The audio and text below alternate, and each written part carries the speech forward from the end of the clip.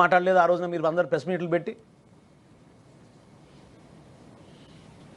ఎవరు మీ బాసులను ప్రశ్నించినప్పుడు ఇప్పుడు అర్థమవుతుంది మీకు ఎవరు మీ బాసులు. పోర్టు లాక్కుంది ఆరోబిందో. ఆరోబిందోకి అసలైన బాస్ ఎవరు?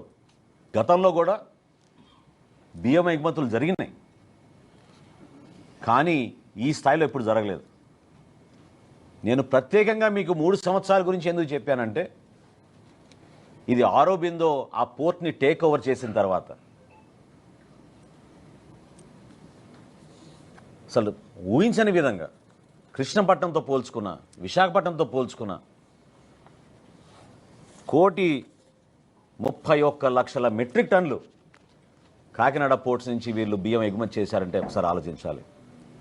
ఇందులో ఇంకొక పెద్ద కుంభకోణం ఉంది. కోవిడ్ వచ్చినప్పుడు కేంద్ర ప్రభుత్వం